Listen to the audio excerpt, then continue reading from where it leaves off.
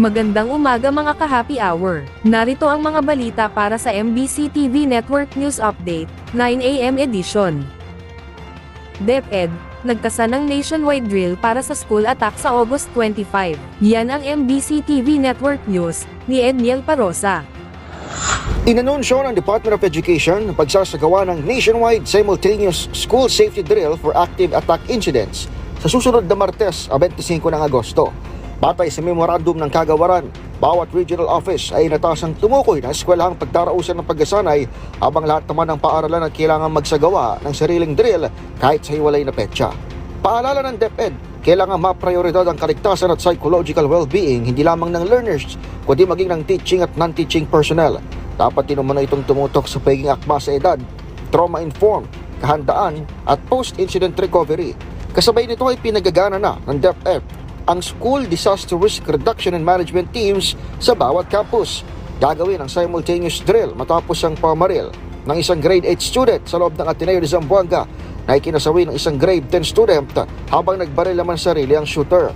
Isa lamang ito sa 50 ng kaso ng school incidents na kinasasangkutan ng menor de edad mula Hunyo 16, batay sa datos ng Philippine National Police. Pinakamarami rito ang bomb threat na umabot sa 26, sinundan ng 12 shooting threat at 2 aktual na pamamaril. Pinakauna, ang mass shooting sa Tacloban. Para sa MBC TV Network News, ako si Edniel Parosa, DZRH. Una sa Pilipinas, una sa Pilipino.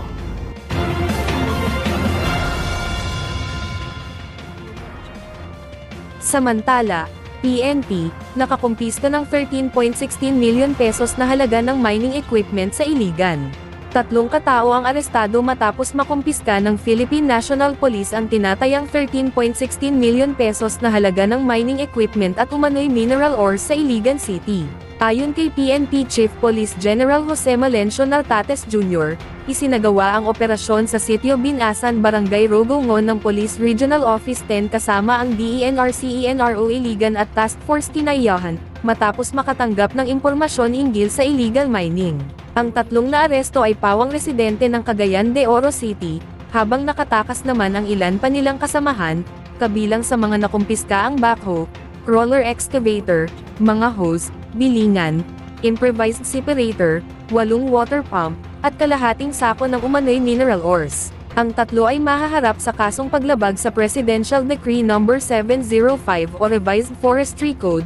Iginiit ni Nartates na pananagutin ang mga mapatutunayang sangkot sa illegal mining at sisiguraduhing mapoprotektahan ang likas na yaman ng bansa.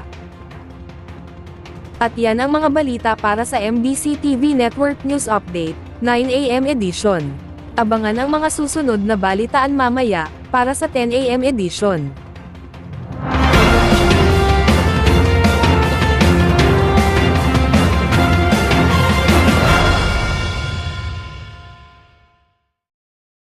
Mga ka-happy hour, kung gusto mong manood ang mga balita sa MBC TV Network News Update, mag-subscribe sa aming YouTube channel, i-like ang aming Facebook page, at i-follow sa aming TikTok account.